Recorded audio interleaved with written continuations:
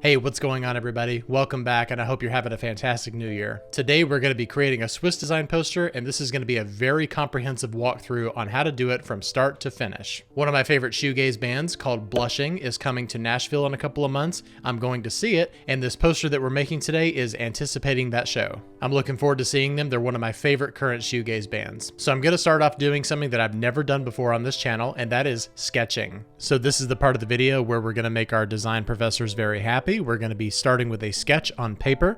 And one thing that I will say is that the value of sketching on paper is tremendous. One of the things that I highly recommend doing is to start sketching and actually writing out the exact type that you're going to be working with. Because every word is different, every combination of letters are different, you want to get an idea of the relationship between the letters that you're working with. For example, the letters S and H may look really great next to each other. They may even look better if they're in lowercase. Although sometimes all caps can look really good next to each other, so it really depends on what you're working with. The concept of this poster is that the word blushing is going to be across the bottom of the poster, and as it goes up, it's going to get smaller. And then the concert information itself is going to live in the upper right portion of the poster. So try a combination of things, whether you're doing all uppercase, all lowercase, or title case. And of course, if you're working with Swiss design, you're most likely going to be working with Helvetica or a very similar font. So deciding the format of the cases that you're going to be working with, it does help to sketch it all out on paper first and just get an idea of how things are going to fall on the page. And just like we did on here, we don't have to sketch every single thing out that's going to go onto the poster itself. We just need to get a general idea of the layout. And once we get everything put together in Illustrator, we can just kind of go from there.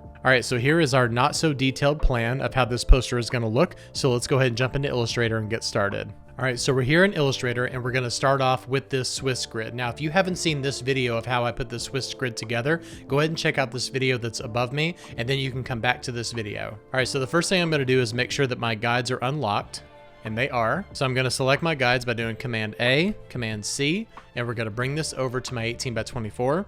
I'm gonna make sure that they're grouped together. So I'm gonna group them together, Command G, and now we're gonna align them to our artboard. So align horizontal center and align vertical center. And now we're gonna lock these by doing Command 2. All right, so as you can imagine, it really does help you having a grid layout so you know exactly where to put all of your elements and where they should be bound. And as I've stated in previous videos, they are really more of a guide rather than a really strict boundary. So we have a real general idea of what we're going to be doing here, and I think that just for the sake of classic design, we're going to use Helvetica. And before I do anything else, I'm going to come over here and make sure that I'm set to optical kerning. Let's go ahead and hide our guides really quickly. So overall, I do like this, but I'm going to clean it up just a little bit. And basically what I'm wanting to do is get the spacing in between the letters to be nice and consistent. And I decided during the sketching phase that I wanted to do a title case for this, just because I want there to be some kind of a descender there. And that G is going to give us that descender. I'm going to copy this over to this side, just so I can pick that text back up again and bring it back into the poster if I need to. Okay, so the first thing I'm going to do with this text right here, now that I'm happy with the kerning, is I'm going to create outlines. So we're going to do Shift Command O, and as you can see, this actually puts the bounding box around all of the type right here, so we no longer have those ascenders and descenders, and also the type is no longer editable. This is especially good for if you're going to be sending this over to a printer and they don't have the copy of the font installed. They don't have to worry about the font because it's now a shape, it's no longer type. So I'm going to go over here to my transform panel and select my reference point, where it's going to be to the bottom left, and I want margin of 1.5. So we're going to push the bottom down to 27 inches, and you can do math inside of your transform panel. So we're going to do minus 1.5 inches. And that sets it to 25.5 inches. So with that reference point still selected, we're gonna adjust the width of this. And since we have 1.5 inches on the left and the bottom, we also want it on the right and the bottom. So you can push it all the way up to where it's to the right edge, and then just do the same thing again, minus 1.5 inches. So that leaves us with exactly 15 inches right here. Now this next part, there's a lot of different ways to do it. I'm just gonna show you the way that I like the most. What we're gonna do is make a copy of this. We're gonna hold down Option and Shift at the same time and bring this up. And I don't really care too much about the placement yet, because what we're going to do is adjust the size and then we'll get the placement sorted out later. So the method I'm going to use is every time I do a copy and size it down, it's going to go 90%, 80%, 70%, and so on. So still with my reference point selected in the bottom left, I'm going to go over here to my width and type in 0.9, and then we're going to make another copy and size it down by 0.8. So as you can see, what we're doing is it's just getting smaller and smaller as it goes up the page.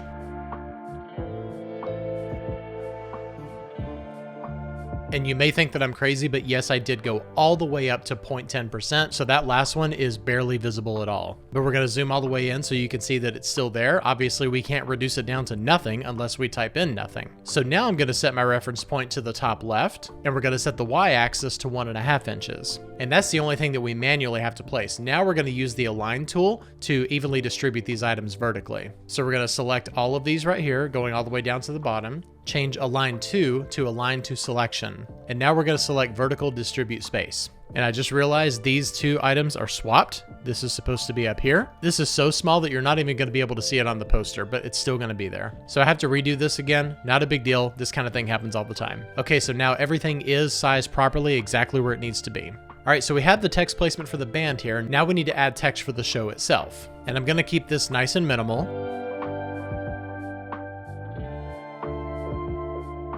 So here's all the type that goes into my upper right hand portion of the poster, and we're going to follow the same idea where all of the text is going to be descending in size, but it's not going to get quite as small as that top band name, so don't worry. So in general, I'm pretty happy with the kerning here, so I'm going to go ahead and create outlines for this. So this next part is very important. I'm going to do Shift-Command-G, and that's going to ungroup everything. So what we need to do is we need to go in and regroup these lines together so that they're all their own individual lines of text. So now what we're going to do is we're going to set Nashville up here at the top, and we're going to do the same thing that we did earlier. I'm just going to go a little bit faster. We're just going to place everything with a 1.5 inch margin. Now that Nashville was pretty large up there, so I set it to 6 inches, and for the placement, we're going to push it down about 3 inches. So when we size all of these text items down, they're going to be sized in relation to the previous text, just like we did with the band name, but it's not going to be nearly as dramatic. So let's set this to 6 inches, just like Nashville is. We're not going to worry too much about ascenders and descenders. That's obviously going to change the size of the type, but I'm just going to do 90% each time as we go down. So just type in 0.9, and now the date is going to be 5.4 inches times 0.9. And then this one here is 4.86 times 0.9, and then we're going to go 4.374 times 0.9. So as you can see here, every line of text has some ascenders or descenders, except for the Nashville line. So it does affect the sizing, but I'm not really too worried about that. So I'm going to select all of these lines of type. I'm going to click on Nashville, and we're going to align to the right side. And because we have ascenders and descenders here, I'm going to actually optically align all of these rather than relying on the align panel. So we're going to go up here, and I'm going to get the top line right here aligned exactly to the baseline, and then I'm going to move it down 1/4 inch. And then we'll just repeat that until we're finished.